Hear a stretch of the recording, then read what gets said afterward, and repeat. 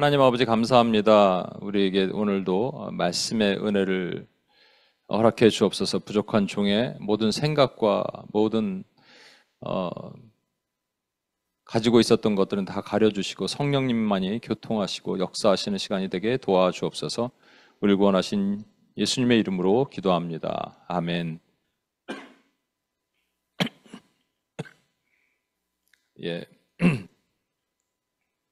지금이 밤 12시입니다. 한국 시간. 찰스 두히그라는 분이 있대요. 그분이 쓴 책인데 습관의 힘, Atomic Habits라는 책이 있다고 합니다. 그 책에 보면 영국에서 248명에게 그 조사를 248명을 대상으로 조사를 한 거예요. 세 가지 질문을 던진 거죠. 세 가지 설명을 한 건데 첫 번째는 여러분 운동하십시오라고 했대요. 그리고 두 번째 그룹에게는 그러니까 두 번째 질문은 여러분 운동하십시오. 그러면 왜 운동해야 되냐면 하고 당위성을 설명을 했다고 합니다. 그리고 세 번째로는 여러분 운동을 하십시오. 지금 결정하십시오. 지금 결단하십시오. 그래서 나는 내일부터 당장 며칠 7시 반에 아침에 일어나서 운동하기로 결단합니다라고 쓰십시오. 이렇게 세 가지를 조사를 한 거래요. 그리고 실제 운동을 했는지를 조사를 해본 거죠. 운동하십시오라고 했던 것에 반응했던 사람들은 35%가 반응을 한 거예요. 그런가 하면 운동을 하십시오. 내일 당장 아침 7시 반에 조깅하십시오. 이렇게 나는 결단하겠습니다라고 한 사람들은 무려 91%가 운동을 시작했다고 합니다. 근데 두 번째 있죠. 운동하십시오. 왜냐하면 이런 이유로 이런 이유 때문에 운동이 여러분에게 매우 필요합니다. 당위성과 설명과 그 프레젠테이션을 했던 그 두 번째 경우는 몇 퍼센트일까요, 여러분? 첫 번째가 35%, 세 번째가 91%인데 이 두 번째가 38%. 그것밖에 되지 않는다는 거예요. 그래서 이것을 설명한 한 목사님이 깜짝 놀랐다는 거예요, 자기는. 여러분, 이 교회 설교가 재미가 없으면 두 가지입니다. 하나는 아는 얘기를 맨날 하는 거예요. 여러분 아는 얘기 있죠? 사랑하십시오 이런 거. 모르는 사람 누가 있겠어요? 그런가 하면은 너무 어려운 얘기를 도대체 무슨 얘기인지 모를 심오하고 깊은 얘기를 하는 경우가 설교가 별로 재미가 없다고 합니다. 이제 재미가 없는 것이 문제가 아니고 그것이 적용이 돼야 되는데 근데 우리가 설교를 보면 첫 번째로 예를 들어서 감사하십시오라고 하는 설교를 하면 그냥 감사하십시오라고 성경에 감사라고 돼 있습니다라고 하는 것을 이제 주의 설교라고 얘기하거든요. 그렇게 해서 그냥 와 닿았으면 그게 적용할 수 있는 게 운동에다고 적용한다고 하면 약 한 30% 이상 정도 적용하고 살 수도 있겠다는 겁니다. 그러나 이제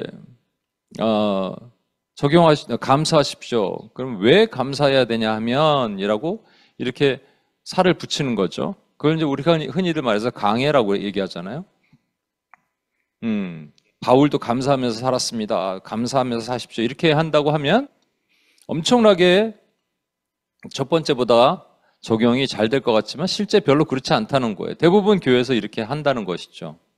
그러니까 세 번째 뭐를 해야 되냐면 여러분 감사하십시오. 감사할 것을 한번 적어보겠습니다. 이렇게 하라는 거예요. 이제 이것을 제시한 설교 방법을 제시한 어떤 목사님이 얘기를 했습니다. 교회에서 여러분 설교 끝나고 그렇게 할 수 있는 시간이 얼마나 있겠습니까? 그래서 저는 이제 오늘은 한번 해보려고요.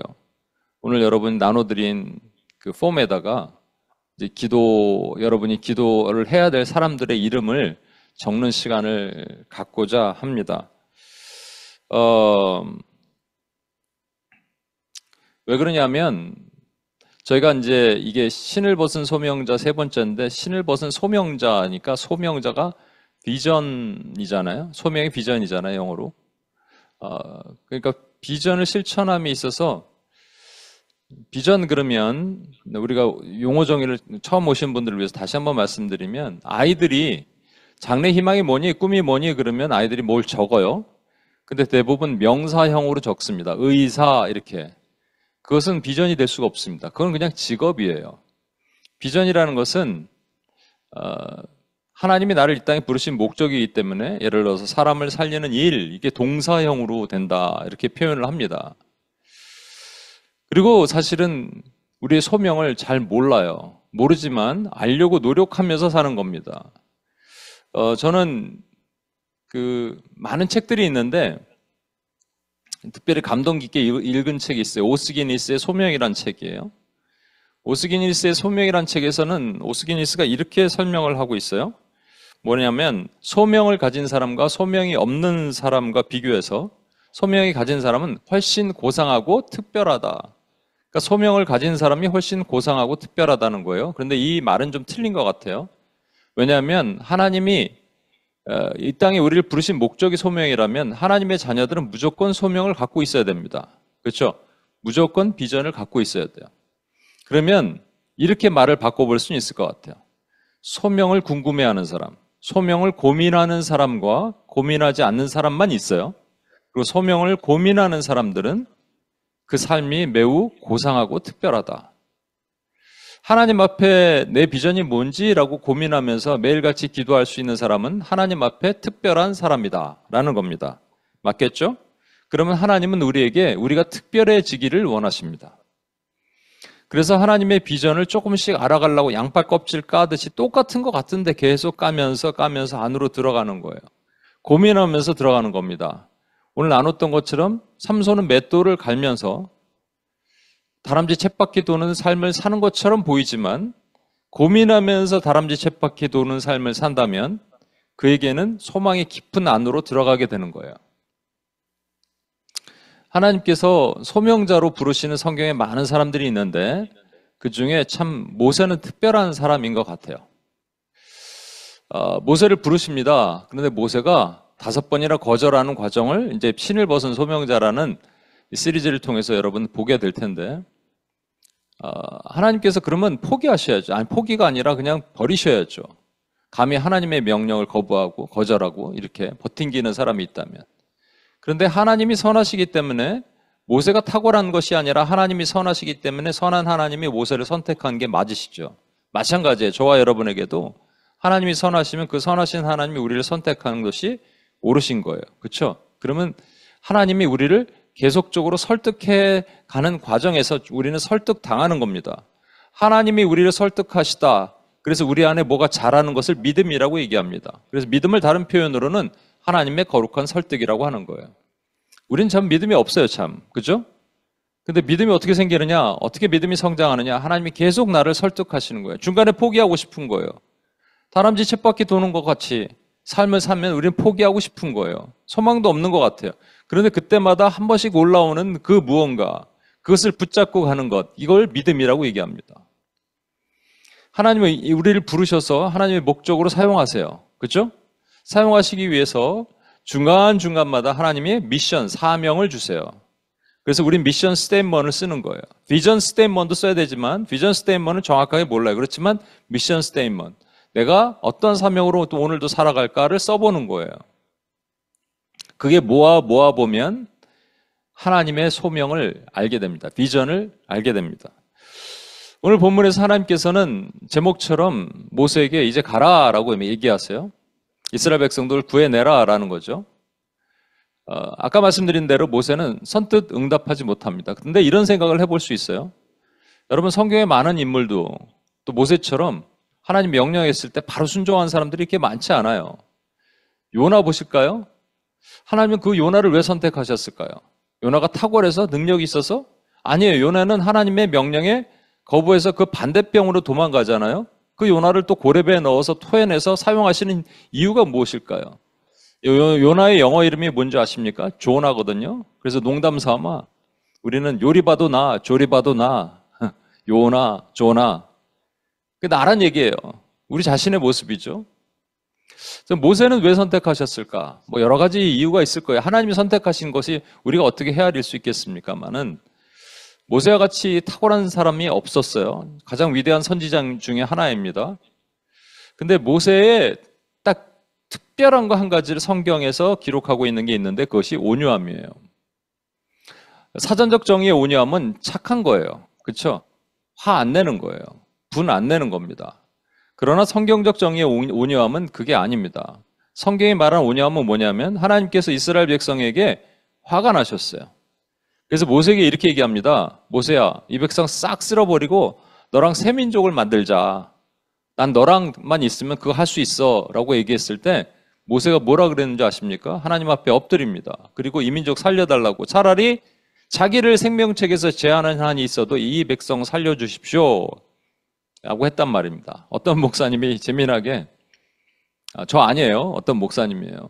근데 그 목사님이 너무 교회가 힘드니까 성도들도 말도 안 듣고 그러니까 만약에 하나님께서 뭐 김 목사야 이 교회 싹 쓸어버리고 너랑 새 교회를 만들고 싶다 그랬으면 자기는 예 감사합니다 아멘 그랬을 거래요. 근데 모세는 그러지 않았어요. 왜 모세는 그렇게 되지 않았을까? 오늘 삼손 얘기도 잠깐 나왔죠. 삼손이 왜 거룩해야 되고 삼손이 왜 힘이 세야 되느냐? 삼손은 몰랐어요.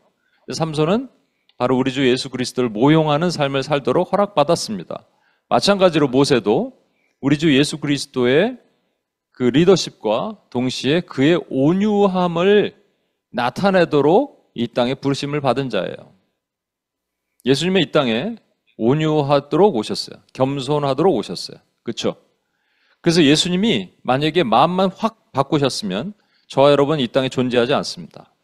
십자가에 달리셨는데 끝까지 잘 참다가 온유하시다가 막판에 이것들이 마음에 안 들어 자꾸 놀리니까 십자가에서 내려오신 거예요. 잠깐 내려와봐 네가 그리스도면. 그래 진짜 내려오셨어요. 화가 나셨어요. 이것들 머리 박아 대가리 박아 이렇게 하고 그러다 다시 올라가셔서 뭐 아버지여 저들의 죄를 용서하옵소서 이렇게 안 하셨다는 거예요. 여러분, 그의 온유하심이 우리를 살리셨습니다. 근데 모세는 사실은 예수 그리스도를 모형했지만 완전한 인간이잖아요. 그렇죠? 완전한 하나님이 아니잖아요. 그리스도가 아니잖아요. 그래서 결국 그가 온유하지 못한 모습 때문에 가나안에 못 들어가게 됩니다. 역설적이죠. 저는 이번 하와이 선교를 가면서 재미난 일이 있었어요. 이제 하와이 선교 때 우리 이제 목사님이 거기 계신 목사님이 같이 기도 인도하다가 이런 얘기를 잠깐 하시더라고요. 코스타에서 같이 10년 넘게 같이 사역하시던 목사님인데 기도 인도를 너무 잘하세요. 저는 그렇게 뭐 정말 발 뒤꿈치를 신들매를 감당할 수도 없을 정도로. 그런데 이분이 이제 통성기도를 인도하시는데 처음 그 교회 부임한 지 한 1년 반이 됐는데 통성기도를 하니까 어떤 분이 와서 소리내서 기도하지 말라고 이렇게 얘기했다는 거예요. 그래서 목사님 마음이 어려웠더라. 근데 이 목사님이 참 사랑이 많거든요. 그래서 농담 삼아 우리 멤버들이 사랑의 이현수 목사님, 저는 이제 공의롭다 그래서 공의의 김경환 목사 이렇게 얘기를 한대요. 그러면서 자기들끼리 이런 얘기를 했다는 겁니다. 우리 멤버들끼리. 과연 김경환 목사님은 뭐라 그랬을까? 그 입을 다물라, 뭐 사탄아 물러가라, 뭐 이랬을 수도 있다, 뭐 농담 삼아 얘기했다는데, 근데 우리 김소영 집사님이 참 멋진 얘기를 해줬어요. 여러분, 하나님의 성품의 두 가지, 공의와 사랑은 50대 50이 아니고 100대 100입니다. 그러니까 사랑 안에서 공의가 발견되고 공의 안에서 사랑이 발견되는 거예요. 연수 목사님이나 저나 그런 상황이 되면 뭐를 해야 되는 줄 아십니까? 그냥 엎드려 기도하는 것밖에 없어요. 그렇죠? 이게 유일한 방법입니다. 기도하는 것이 유일한 방법이에요. 모세는 그래서 하나님께 선택되었다면, 이걸 우리에게 적용한다면 우리도 하나님께 선택되어야 할 수 있는 성품을 우리 안에 만든다면 우리는 온유해야 됩니다. 다른 말로 기도할 수 있어야 됩니다. 어떠한 상황이 돼도, 우리 마음을 뒤집어 놓는 상황이 돼도 그 사람을 위해서, 그 상황을 위해서, 그 모습을 위해서 우리는 기도할 수 있어야 됩니다. 그러면 하나님이 우리를 사용하십니다. 하나님이 우리를 쓰신다는 거예요. 오늘 이제 가라라는 제목을 제가 이제 붙였는데, 여러분 여기서 한 가지 먼저 점검하고 넘어갈 것이 있는데, 이스라엘 백성들 출애굽기 죄송합니다. 창세기 15장에 보면 하나님께서 아브라함에게 나타나셔서 이 얘기를 하세요. 너희 후손들이 400년 동안 애굽에서 종살이 노릇을 할 것이다. 그러니까 4세대가 지나서 너희가 올 것이다 라고 400년이라고 딱 얘기를 하시거든요. 근데 출애굽기 12장에 가면 이스라엘 백성들이 애굽에서 종살이한 것이 430년이래요. 여기는 400년인데 여기는 430년이다. 차이가 있잖아요. 이것에 대해서 한 6, 7가지 학자들의 의견들이 있습니다.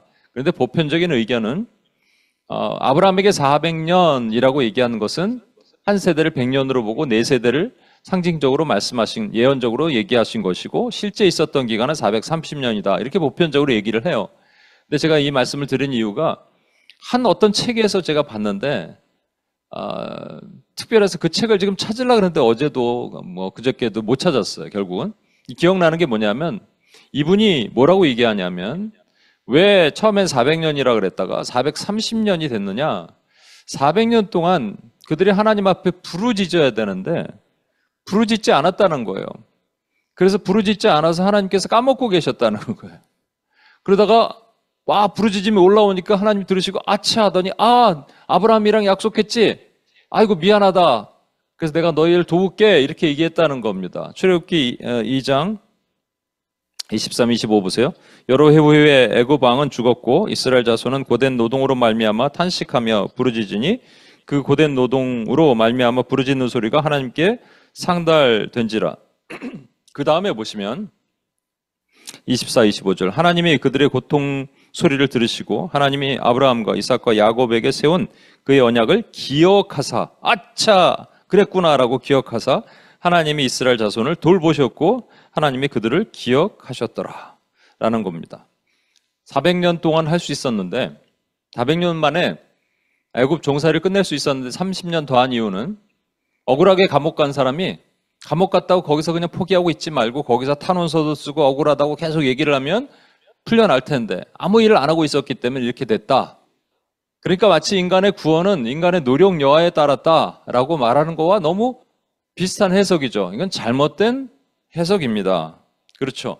그런데 9절에 보면 그게 맞는 것 같아요. 왜냐하면 이제 가라 이스라엘 자손의 부르짖음이 내게 달하고 애굽 사람이 그들을 괴롭히는 학대가 내가 보았으니. 그러니까 하나님께서 지금 움직이신 이유가 뭐냐면 이스라엘 자손의 부르짖음 때문에 움직이신다는 거예요. 어느 게 맞는 것 같습니까? 이스라엘 자손이 부르짖어서 움직이시는 게 맞아요? 하나님은 움직이시는데 이스라엘 자손의 부르짖음이 동반된 거예요. 여기에는 큰 신학적인 차이가 있거든요, 여러분. 어느 게 맞는가? 그게 마치 이런 거죠. 여러분, 총량의 법칙이라는 거 들어보셨어요? 하나님께서 이렇게 기다리고 계시는데 게이지가 막 가서 빨간색으로 올라갔더니 하나님께서 깜짝 놀라서 그래 내가 너희를 도와줄게 하는 거예요. 그러니까 우리가 기도가 하나님께 올라가야 될 때까지 고통이 가증될 때까지 하나님은 참으신다 이런 개념이죠. 고통의 총량 법칙이라고 들어보셨어요? 인간은 고통받기로 할당된 총량이 있다라는 거예요. 사람마다 다 틀리죠. 어떤 사람은 100만큼, 어떤 사람은 300만큼 고통의 총량이 있는데 그게 예를 들어서 젊은 시절에 너무 힘들고 어렵게 살았다면 젊은 시절에 고통을 다 썼어요. 그러니까 나이 들어서 편하게 산다. 그런데 젊은 시절에 너무 편하게 살았다면 나이 들어서 그 고통을 채워야 된다. 이게 고통의 총량의 법칙이랍니다. 말도 안 되는 얘기입니다. 그러면 우리는 당신은 고통받기 위해 태어난 사람이 돼야 돼요.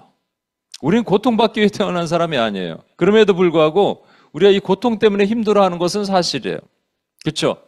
그래서 고통 때문에 인간은 두 종류로 나눠집니다. 하나님을 모르는 불신자는 하나님을 의심하고 신이 있으면 왜 이렇게 고통을 주냐라는 거예요.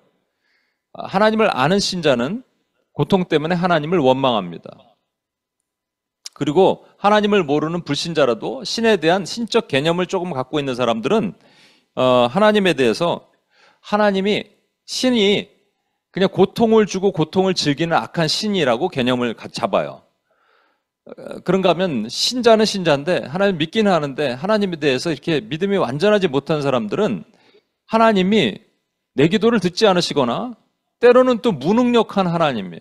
고통을 해결해 주지 못하는 하나님이라고 생각할 수도 있다라는 거예요. 철저히 잘못된 신앙입니다. 그렇다면 하나님이 우리가 고통스러울 때 도대체 뭐 하고 계시냐? 여러분 이건 구절이잖아요. 7절에 먼저 모세에게 이 말씀을 하시고 이제 가라라고 하셨어요. 그게 뭐냐니까 여호와께서 이르시되 내가 애굽에 있는 내 백성의 고통을 분명히 보고 그들이 그들의 감독자로 말미암아 부르짖음을 듣고 그 근심을 알고, 여기서 부르짖음을 듣고 그 근심을 알고, 그래서 동사가 세 개로 병렬이 돼 있는 것처럼 보이죠? 보고, 듣고, 알고. 그런데 우리말에는 없지만 영어에는 for라는 전치사가 접속사가 있습니다. 그죠? 그래서 for 또는 therefore 이렇게 돼 있어요. 그러니까 두 가지를 하나님이 행하시는 거예요. 보시고 그다음 들으신 거예요. 그래서 때문에 내가 너의 근심을 안다라는 겁니다. 첫 번째가 하나님은 보시는데 그냥 보는 게 아니라 분명히, 여기 영어에는 surely 또는 indeed 보신다고 돼 있습니다. 이게 히브리어의 용법 중에 좀 신학교 다닐 때 교수님이 이것을 이렇게 영어로 표현한다면 보도록 본다? 뭐 이게 좀 말이 그렇지만 하여튼 그렇게 표현한 거예요. 분명히 본다 또는 보고 또 본다 이렇게 표현할 수 있습니다. 과손을 하는 사람들은요 매일같이 나뭇잎의 색깔을 봅니다. 색깔에 조금이라도 문제가 있으면 바로 살충제를 뿌려요. 그죠? 그래서 우리는 안 보이는데 그들 눈에는 보이는 거예요. 동방 박사는 매일같이 별점을 치면서 별의 움직임을 관찰했기 때문에 예수님의 별을 볼 수 있었습니다. 우리 눈에 안 보이는 별이죠. 그런가 하면 여러분, 아이들이 울잖아요. 아이들의 전문가가 누구냐면 엄마들입니다. 제가 이번에 수련회 가서도 우리 아이가 같이 따라갔는데 아이가 울어요. 그럼 왜 우냐? 너 이렇게 제가 묻잖아요. 그럼 엄마가 옆에서 얘기해요. 배고파서 그래요. 또 울어요. 너 왜 우냐? 그러면 엄마가 얘기해요. 졸려서 그래요. 어떻게 알아요? 엄마는 매일같이 그것을 관찰하고 보기 때문이에요. 조금이라도 뽀드락지가 나거나 여기 피부가 이상하면 그거 바로 알아요. 우리는 모르죠. 어쩌다 보는 우리는 모른단 말이에요. CTS 방송에서 어떤 엄마가 아기가 선천적 심장병으로 되게 고통스러워하고 수술을 여러 번 했다가 아파하니까 엄마가 계속 울면서 이렇게 얘기합니다. 엄마가 미안해, 엄마가 미안해. 여러분에게 하나님은 어떤 분이에요? 여러분의 그 고통을 아시는 분이에요? 보시는 분이에요? 안 보시는 분이에요? 보신다면 어머니처럼 매일 옆에서 품에 안고 또는 여러분이 고통스러워할 때 내가 미안해라고 하실 수 있는 하나님이에요? 아니면 저기 어디 안드로메다 근처에 멀리서 우리를 관측하시는 분이에요? 두 번째는 뭐냐면 감독자로 말미암아 부르짖었다고 돼 있는데 NSAV는 감독자를 task masters라고 표현하는데 NIV는 좀 재밌습니다. 뭐라고 얘기하냐면 slave driver라고 표현합니다. slave driver. My boss is a slave driver. 그러면 내 이 보스가 지나치게 나를 혹사시키는 사람이라고 말할 때 slave driver, 뭐라고 그러죠? 노예 운전자 이런 표현 아니겠어요? 그러니까 여기 이것을 그들의 감독관이지만 이게 우리 삶에 어플라이를 한다면은 이건 사단입니다. 원수마귀가 잘하는 것이 세 가지가 있는데 우리에게 영적으로, 육체적으로, 정신적으로 고통을 줍니다. 영적으로는 여러 가지가 있죠. 우리가 죄를 짓게 만들고 죄를 지은 다음에 괴로워하게 만들어요. 죄책감에 시달리게 만들어요. 이게 아주 전형적으로 원수가 가장 좋아하는 방법입니다. 죄를 반복하게 만들고 죄의 습관에 빠지게 만들고 하나님으로부터 멀어지게 만드는 거예요. 그런가 하면 육체적으로도 병마를 줄 수도 있죠.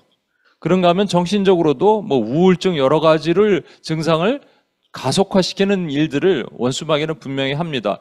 이것 때문에 우리가 고통스러워하고 부르짖으면 하나님이 그것을 들으신다는 얘기예요. 그렇죠? 듣고 계신다는 거예요. 원수의 세력에 의해서 선교지에 있는 많은 교회들이 고통스러워하고 힘들어하잖아요. 박해를 당하잖아요. 하나님이 그것을 보고 들으신다는 거예요. 근데 문제는 우리 생각에는 나를 안 보고 나를 안 들으시는 것 같이 생각이 드는 거예요. 근데 보고 들으셨더니 결국 모아보니까 그를 안다는 거예요. 나를 아신다는 거예요. 여러분 여기 알다라는 어느 정도 아시는지 아십니까? 내가 앉고 일어섬도 아시는 거예요. 무슨 얘기냐면 앉으려 그러는지 일어서려 그러는지 나도 모르는데 하나님은 아신다는 거예요. 내 머리카락도 몇 개인지 아신다는 거예요. 그래서 여기서 알다라는 단어는 남녀가 동침할 때, 하와가 아담과 동침할 때 알다, 야다라는 단어거든요. 그 정도로 살갗을 댈 정도로 알 수 있는 아주 친밀한 관계를 얘기하는 겁니다. 그만큼 아시는 거예요. 그러니까 이걸 우리에게 먼저 적용이 돼야 돼요. 우리에게 적용이 되면 하나님이 나를 이 정도로 아신다는 거예요. 제가 이거는 지난주에 설교 때도 잠깐 얘기를 했는데 말이죠. 이번 선교를 준비를 하면서, 선교를 가면서 제가 지난주에 잠깐 얘기했습니다. 아까 하와이 열방대학 보셨죠? 저는 거기를 꼭 가보고 싶었어요. 하와이 처음 가봤어요. 저희는 하와이라 그래서 뭐 관광지 이런 데 절대 안 가보고요. 유일하게 이렇게 좀 유명한 데가 하와이 열방대학을 갔는데 가슴이 너무 막 벅차더라고요. 너무 좋더라고요. 지금 177개의 그 열방대학이 전 세계에 흩어져 있대요. 이걸 창시한 로렌 커닝햄이 1974년인가요? 그 쓰나미가 파도가 크게 밀려오는 환상을 보면서 열방대학을 만들었다고 합니다. 근데 그것을 보면서 갑자기 제 안에 위축된 마음이 확 들어오는 거예요. 너는 뭐 하고 있냐라는 거예요. 그래서 그분과 제가 비교 대상이 되겠습니까? 그런데 갑자기 그런 위축되는 마음이 밀려왔어요. 그러면서 나는 뭐 하고 있지? 그러다가 이제 제가 그 선교지를 갔는데 선교지에서 여러분 선교지에서도 여러 가지 하나님께서 저에게 이 선교지를 왜 왔는지에 대한 전혀 생각하지 않았던 여러 가지들을 발견하게 하신 것들이 있어요. 그 선교팀이 먼저 떠났고 저는 며칠 더 있다가 왔습니다.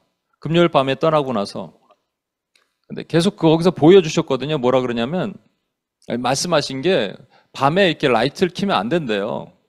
6시부터 8시까지는 화이트 터마잇이라고 있죠. 날아다니는 개미 같은 것들이 있는데 그것 때문에 그 불빛만 보고 막 달려들기 때문에 키면 안 된대요. 근데 저희 있을 때 다 키고 뭐 살았잖아요. 선교하는 일주일 동안에 그 개미 새끼 한 마리 보지 못했습니다. 그런데 딱 팀이 떠나고 나서부터 그게 나타나기 시작하는 거예요. 또 하와이 날씨는 되게 좋을 거라고 생각했거든요. 여러분 지금 뉴욕 되게 덥죠. 여기도 한국도 지금 이건 뭐 베트남 사람, 필리핀 사람이 와서 여기서 막 열사병 걸린대요. 지금 이 난리가 아니에요, 여기. 하와이 갔더니 날씨가 너무 좋아요.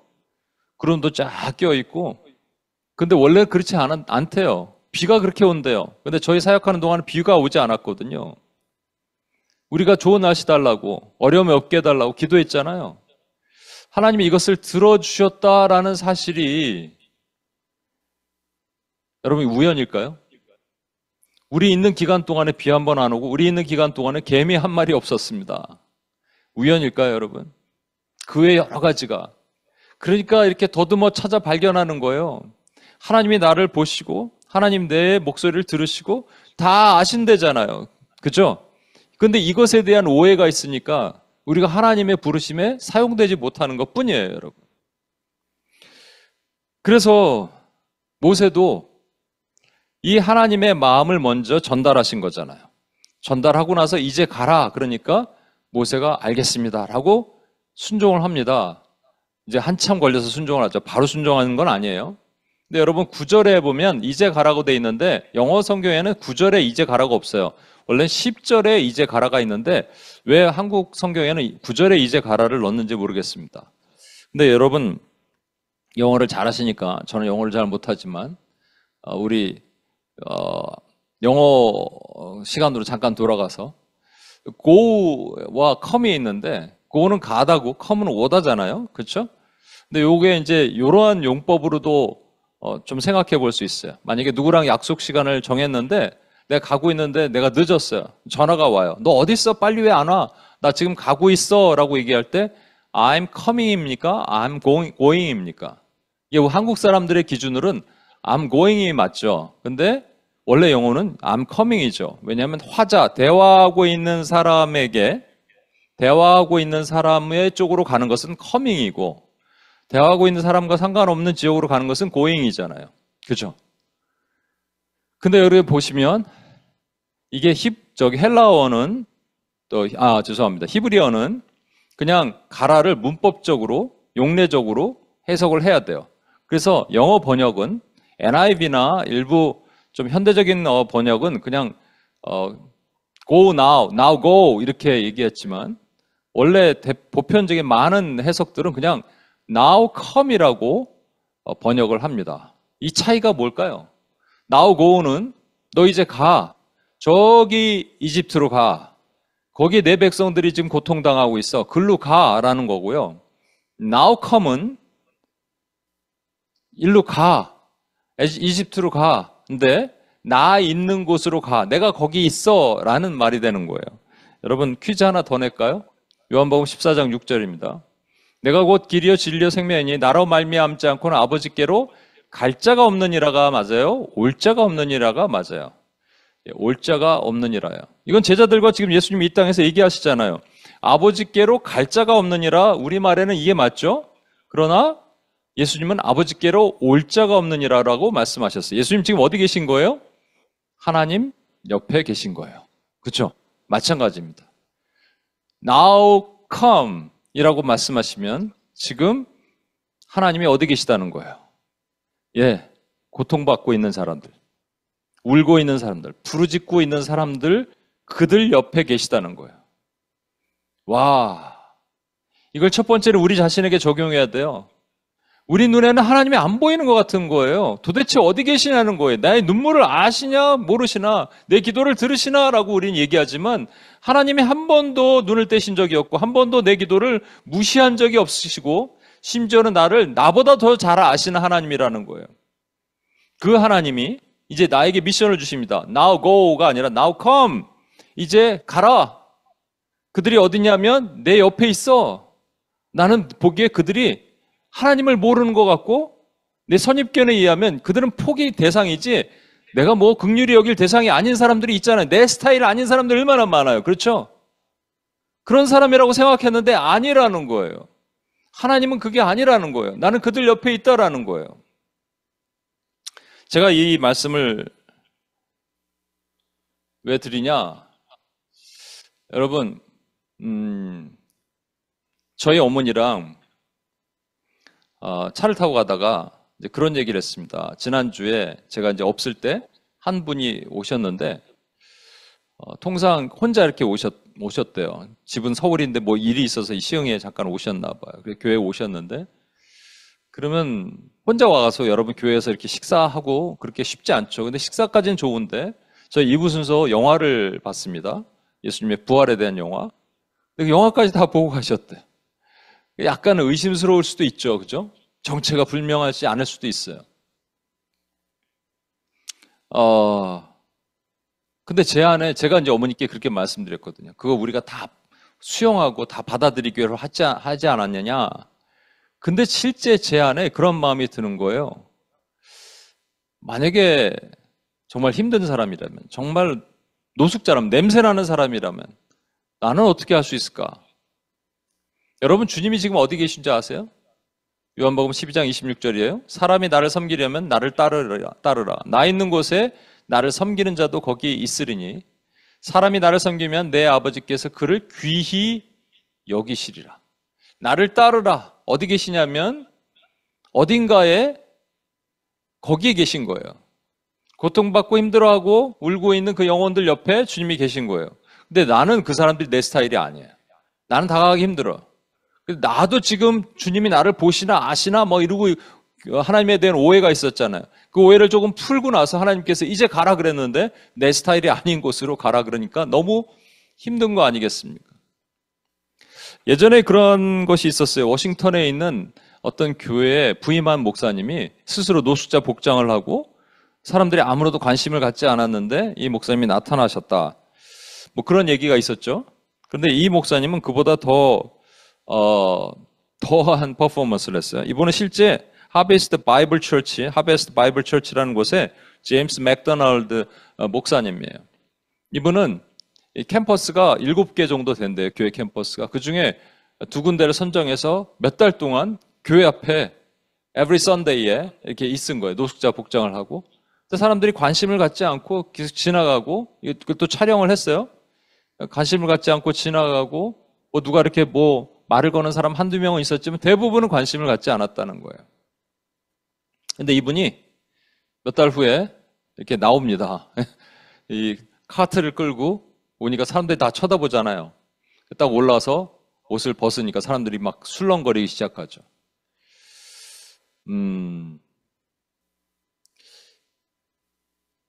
저는 여러분은 어떨지 모르겠는데 저는 여기에 자유롭지 못하다는 제 마음이 들었어요. 이게 벌써 점검이 됐어요. 여러분, 아까 뭐라 그랬습니까? 온유가 뭐라고요? 온유는요, 포기하고 싶은 사람을 포기하지 않고 엎드려서 같이 우는 거예요. 기도하는 거예요. 네, 하나님께서 이제 가라 그러시면 그 장소가 내가 특히 마음이 있거나 그렇지 않은 곳일 수도 있어요. 하나님이 저와 여러분을 가라고 하는 것이 뭐 선교지 같은 곳, 뭐 우리 아프가니스탄으로 가라, 뭐 중국으로 가라, 일본으로 가라 이렇게 가는 것도 있겠지만 훨씬 더 많은 경우는요. 우리가 실제 갈 수 있는 곳이 됩니다. 아니면 적어도 기도로 갈 수 있는 곳은 돼요. 그런데 기도로 가서 내 마음을 열 만한 곳이 아닌 곳이 훨씬 많아요. 그런데 하나님이 거기 계시다잖아요. 하나님이 나랑 계시면서 저기 가라 그러면 내가 안 갈 텐데 하나님이 거기 계시면서 이제 가라 그러면 내가 갈 수 있는 것입니다. 얘기만 하고 마칠게요. 어떤 목사님이 설교 중에 그 내용을 제가 봤던 것이 기억이 납니다. 목사님께서 감옥에 가셨어요. 어떤 일로 인해서. 그러니까 감옥에서 만난 한 청년을 만났는데 왜 들어오게 됐냐 했더니 노름을 하다가 시비가 붙었는데 자기가 엄청 두드러 맞았대요. 그러다가 이렇게 맞다 보면 죽겠다 생각했는데 옆에 보니까 그 과일을 깎아 먹던 과도가 있어서 그걸로 푹 찔렀는데 사람이 죽었다는 거예요. 그리고 도망갑니다. 그래서 저 경상남도 어디 쪽에까지 도망가서 거기서 약국을 돌아다니면서 수면제를 사고 그리고 소주를 사서 술을 먹고 약 먹고 죽으려고 그러는데 이제 술을 막 먹었대요. 먼저 술을 막 먹고 했는데 갑자기 그 당시에는 이제 교회 종소리가 들리잖아요. 수요 예배 종소리가 들리더라는 거예요. 그래서 이제 교회로 갔습니다. 가서 뒤에 딱 앉아 있는데 술 냄새를 팍 풍기고 어떤 남노한 사람이 앉아 있으니까 거기 중년 여인 정도 되는 권사님 정도 되는 분이 이 교육자를 이렇게 부르더니 뭐라고 귓속말을 하니까 그 교육자 뭐 전도사나 뭐 부목사나 되겠죠. 그분이 앞에서 예배 드리는 게 아니라 그 사람을 계속 쳐다보고 있더라는 거예요. 뭐 도둑질을 할까 누구 가방이나 훔쳐갈까 그렇게 해서 그 사람을 쳐다보고 있는 거죠. 냄새가 나고 술 냄새가 막 풍기고 그러니까. 그래서 중간에 나왔대요. 이 사람이. 그 나와서 이제 자살을 하려고 소주를 더 먹고 약을 입에 탁 털어놓고 잤는데 눈이 떠지더라는 거예요. 눈 떠보니까 약은 옆에 있고 자기는 분명히 먹었다고 생각하는데 약을 안 먹었던 거예요. 너무 술을 많이 먹어서 약을 먹었는지 잘 몰랐다는 거예요. 그런데 이 목사님이 하시는 말씀이 그래서 이분은 나중에 이 교회 성도가 됩니다. 이 목사님 하시는 말씀이 뭐냐면 만약에 그 사람이 진짜 약 먹고 죽었으면 어떡할 뻔냐 했냐라는 거예요. 여러분은 거기에 자신이 있으십니까? 어찌 보면 거기에 있는 담당 교육자나 그 교육자를 부른 권사나 이게 저와 여러분의 모습이 아닐 수 있냐라는 겁니다. 교회는 어떤 곳이 돼야 되는 줄 아십니까? 교회는 온유한 사람이 가득 모이면 됩니다. 온유한 자가 땅을 기업으로 차지한대요. 이 땅은 부동산 하는 땅이 아니고요. 하나님 나라입니다. 나라를 구성하는 3대 요소는 백성, 주권, 영토인데 백성, 주권, 영토 중에 영토 안 보이고 보이는 영토가 아니에요. 하나님의 통치의 영토고요. 주권도 통치고. 근데 유일하게 볼 수 있는 게 백성, 사람이라고 말씀드립니다. 그죠? 그러면 온유한 자가 땅을 기업으로 차지한다는 말은 온유한 사람 옆에 사람이 많이 모인다는 거예요. 저도 다시 계속 하나님 앞에 엎드립니다. 왜 하나님 저에게 좀 더 많은 하나님의 제자를 주지 않으십니까? 근데 제 안에 온유함이 없는 것 같은 거예요. 저는 온유한데요. 제 영혼들을 위해서 많이 기도하는데요.